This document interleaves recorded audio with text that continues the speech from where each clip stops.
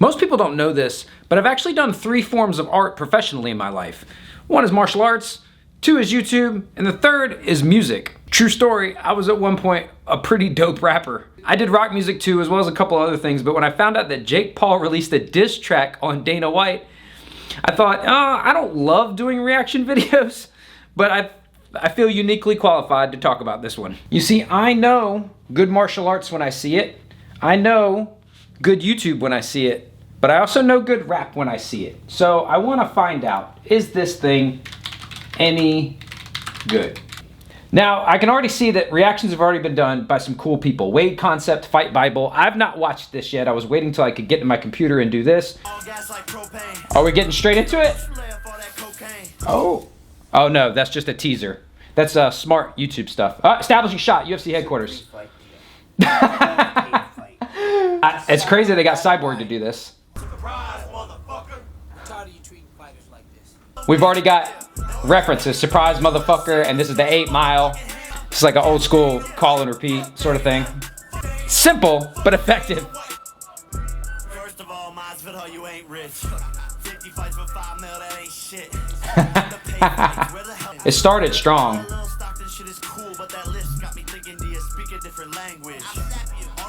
I'll slap you. So he raps at about the skill level that he fights at.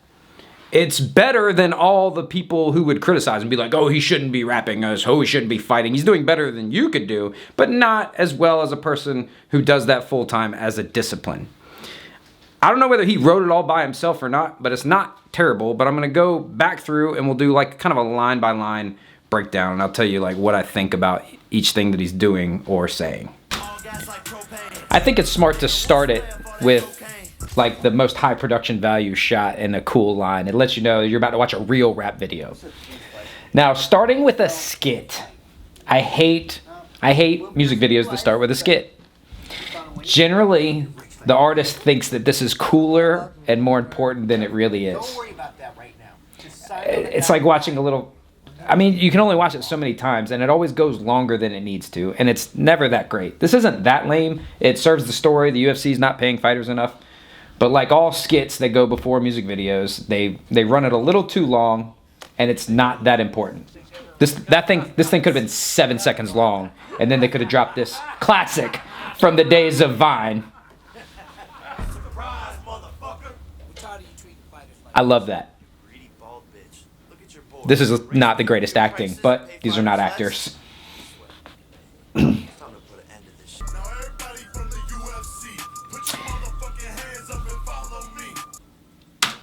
Now, a lot of people that don't understand diss tracks or even just rap in general may be like, oh, he's ripping off Eminem from 8 Mile. Well, that's just the way, this isn't ripping off, this is homage. This is okay. And Eminem was ripping off or paying homage or homage, depending on your pronunciation of it, to someone before him.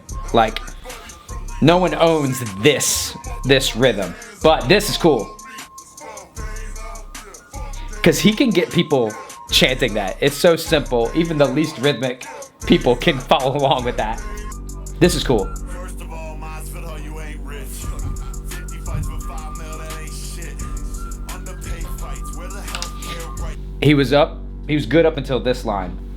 He should have kept the original like rhythm and rhyme scheme that he was doing in the very beginning. He should have kept it going for like a few more bars, because it was actually pretty cool. It started strong and then it got weird and like kind of childish. First of all, Masvidal, you ain't rich. 5 mil, that ain't shit. Something else and something dumb that ain't shit. Dumb thing by the day bit. I don't know, is that like a homophobic thing? Something number semen number nut noise. Number nut boys. That's how it should have kept it simpler. Yeah, he does it at the end of every 4 bars. He departs from the steady rhythm, the more catchy rhythm, and I think it's unnecessary.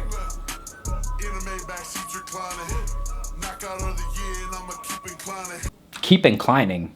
He's gonna keep inclining. Why did he say keep on climbing? Why didn't he just do that? Here and I'ma keep on climbing. Why did the whole Conor McGregor diss portion All of it, the lines were good, the flow was good. Like, they didn't try anything fancy or funny. And he even says in it, it's not a diss track. He's just really speaking. He's just saying what happened, and it's a diss. That's the best kind of diss. When you don't have to make things up, you can just say true things, and it's a diss. That's the best. I see you win in 5 years. Little weirdo with vast veneers. That's a little clumsy. Him sitting next to him like Joe Rogan is hilarious. There's a bunch of different sets too, so this was a very expensive video to make. That's pretty good. They got the problem child rapping now. You're about to witness Dana tapping out. Keep it simple. I'm keeping my foot on your neck until you tap, bitch. I don't know about saying my foot on yo neck. Like, one thing that people fall into when they rap, they think they have to talk like that. He doesn't talk like that. The funniest and the little spoken word outro here is, I've never met anyone with anything good to say about you. I haven't met a single person who says anything good about you. That's such a huge diss. I haven't met a single person that says anything good about you. It's funny. The video is well made. The song is sort of elementary. The song is like a garage band level version of a diss track. The song is like a beginner making music. But that's what's funny about the whole Jake Paul thing, is he can be like very mediocre and he moves the needle, which should be a lesson. I think this is an important lesson for anyone who's into social media or into any art form or anything really. Like, if you're a fighter or if you're a baker and you just like don't understand why more people aren't interested in what you're doing, even if your stuff is great. We see right here that it doesn't matter how great your stuff is. Like, maybe you make the best cakes or make the best t-shirts or do the best or fight the best or do whatever you do the best.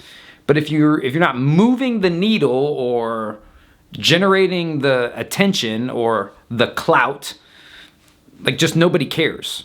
And I'm not saying that's how it should be. I'm just saying that's how it is. All in all, this was on message for everything he's been saying. Not like overly ambitious. Like, he didn't try to do more in it than he should have. The rapping itself was mediocre. But what do you think? Do you think he's right? Well, I guess right and wrong is not really the right term, because it's hard when you talk about contracts, because people did sign the contract and maybe the contract sucked. So is the onus on the people making the contracts that suck, or is it the people that keep signing them? And it's just one of those things, like, I don't know if there's a great fix, because it would require everyone getting on board. You know, kind of like any sort of strike or walkout or any group of people trying to get something done. Everybody has to stand up for themselves all at once. If one guy does it, he just gets fired or goes broke or whatever the situation is. I don't believe that professional fighters get paid enough for what they do. But I also don't know that the money exists to pay them. Like, I know that the UFC brings in X number of dollars, but do they have Y number of dollars to pay the fighters that would satisfy me or satisfy you or satisfy Jake Paul?